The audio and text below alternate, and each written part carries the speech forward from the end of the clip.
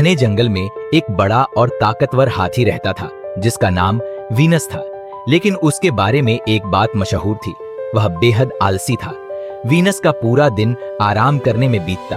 वह छायादार पेड़ के नीचे बैठा रहता और चाहता कि हवा खुद उसे ठंडक पहुंचाए, फल खुद उसके मुंह में गिरे और पानी अपने आप उसके पास आ जाए। जंगल के बाकी जानवर हमेशा किसी न किसी काम में लगे रहते, लेकिन वीनस को कोई फर्क नहीं पड़ता था। जब भी कोई उससे मदद मांगता, वह एक ही जवाब देता, अभी बहुत थका हुआ हूँ, बाद में देखूंगा। धीरे धीरे बाकी जानवरों ने उससे उम्मीद ही छोड़ दी। एक दिन जंगल में कुछ शिकारी आ गए। उन्होंने जगह जगह बड़े बड़े जाल बिछा दिए और धीरे धीरे जंगल के कई जानवर उसमें फंसने लगे। जंगल में हलचल मच गई।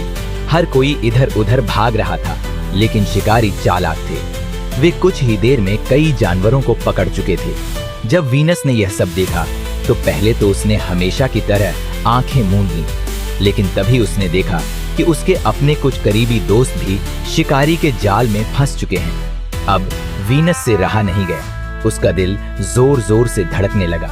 वह पूरी ताकत से उठा और जंगल में दौड़ पड़ा। पेड़ों को हिलाते हुए, जमीन को थर्राते हुए वह शिकारी की तरफ बढ़ा। वीनस ने पहले शिकारी की गाड़ियों को अपने मजबूत पैरों से पलट दिया। फिर उसने अपनी सूंड से जाल तोड़ना शुरू किया। शिकारी डर गए और भागने लगे। कुछ ही पलों में पूरा जंगल आजाद हो गया। अब जंगल के सभी जानवर उसकी बहादुरी की तारीफ करने लगे। शिक्षा, अगर ताकत है तो उसे सिर्फ आराम करने के लिए नहीं, बल्कि अपनों की मदद करने के लिए इस्तेमाल करना चाहिए। उसके बाद से वीनस कभी आलसी नहीं बना। वह पहले की तरह मजबूत तो था ही, अब वह जिम्मेदार भी बन गया था।